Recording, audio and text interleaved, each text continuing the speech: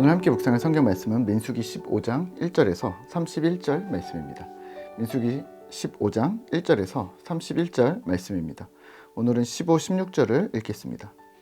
회중 곧 너희에게나 거류하는 타국인에게나 같은 율례이니 너희의 대대로 영원한 율례라. 너희가 어떠한 대로 타국인도 여호와 앞에 그러하리라.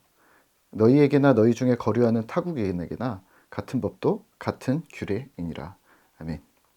오늘 함께 생각할 주제는 열린문입니다. 민수기 15장에서는 하나님께서 이스라엘 백성들에게 주시는 제사 등의 규례를 말씀하십니다. 지켜야 할 것이 점점 많아진데요. 눈여겨볼 점은 이 일이 이스라엘 내의 타국인들에게도 동일하게 적용됨을 보시면 좋을 듯합니다. 가나안 땅에 들어가지 못하고 또 광야 생활을 해야 하는 이스라엘 민족에게 하나님은 자신을 더욱 철저히 섬길 것을 명령하십니다. 광야 40년이 지금부터 이제 시작인데 하나님은 들어가서 살게 될 땅에서 이렇게 섬기라고 명령하십니다. 그런데 이 명령이 아무래도 약속 같아 보입니다. 2절에서 4절입니다. 이스라엘 자손에게 말하여 그들에게 이르라. 너희는 내가 주어 살게 할 땅에 들어가서 여호와께 화제나 번제나 서원을 갚는 제사나 낙헌제나 정한 절기제에 소나 양을 여호와께 향기롭게 드릴 때에 그러한 헌물을 드리는 자는 고운 가루 10분의 1에 기름 4분의 1 흰을 섞어 여호와께 소제로 드릴 것이며. 아멘.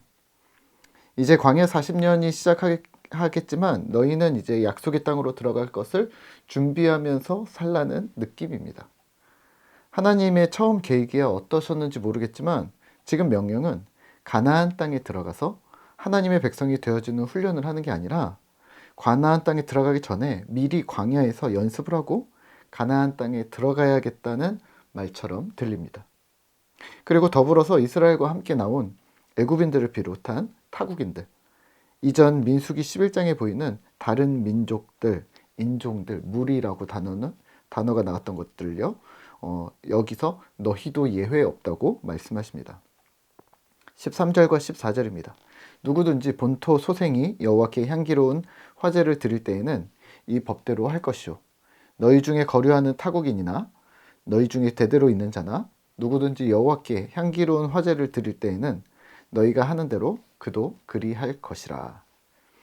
본토 소생, 그러니까 이스라엘 백성도 그렇고 또 거류하는 타국인들, 또 이후 누구든지 지금 주시는 명령대로 법도를 지키라 합니다. 15절과 16절입니다.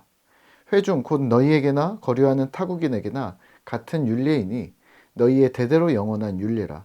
너희가 어떠한 대로 타국인도 여호와 앞에 그러하리라. 너희에게나 너희 중에 거류하는 타국인에게나 같은 법도 같은 규례이니라. 아멘. 타국인까지도 같은 법도와 규례를 지키라고 하심은 어떤 의미가 있는 걸까요? 네, 하나님께 나오기로 결심하는 누구든 하나님은 받아들이시겠다는 포용력이 있음으로 보시면 어떨까요? 그것도 출애굽 시대의 말입니다. 유대인들은 자신들이 선민이라고 생각했습니다. 네, 맞습니다. 하나님이 그들을 사용하셨죠. 하지만 유대인들은 배타적이었습니다. 우리는 선민이니 우월하고 너희는 우리와 태생이 달라. 그래서 너희는 하나님의 영역으로 들어올 수 없는 거야 라고 생각하고 우월의식을 가졌습니다. 이 부분이 미스입니다. 하나님이 선택한 것은 맞지만 누구든 하나님께로 나아가기로 작정하는 자는 주의 백성으로 살아가게 된다는 것이죠. 이방인들에게는 애초부터 문이 열려 있었던 것입니다. 오늘 우리도 마찬가지입니다.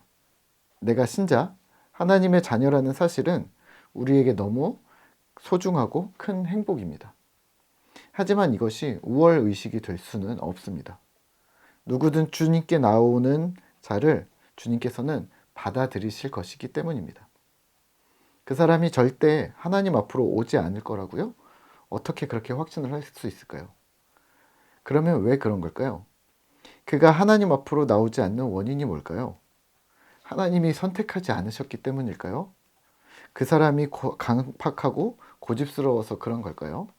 아니면 혹시 내가 그 사람에게 걸림이 되어 그가 빛 되신 주를 보지 못하는 것은 아닐까 되돌아보아야 합니다. 오늘 하루를 살아가는 우리는 이렇게 주님 앞에서 되돌아보아야 합니다. 나는 주님을 바르게 섬기고 있는가? 이스라엘처럼 하나님을 거역해놓고 그래서 처벌을 받는 중에도 다른 사람보다 내가 낫지, 나는 문제 없다고 스스로 위안하고 있는 것은 아닌지, 또 고대 역사 시대부터 하나님은 이방인들에게 문을 열어놓으셨는데 중간에 문을 가로막은 유대인들처럼 복음을 맡은 우리 역시 세상에 대해 또 우리 이웃에 대해 하나님의 복음의 길을 우리 스스로 막고 있는 것은 아닌지 체크하셔야 합니다. 신자로서 경건 생활을 꾸준히 하시는 것은 물론이고 오늘도 만나는 사람, 상황, 일터와 환경 속에서 또 우리의 가정 안에서 성실하고 믿음직한 그런 예수님 닮은 사람이 되셔야 합니다. 오늘도 힘을 내시죠. 파이팅입니다.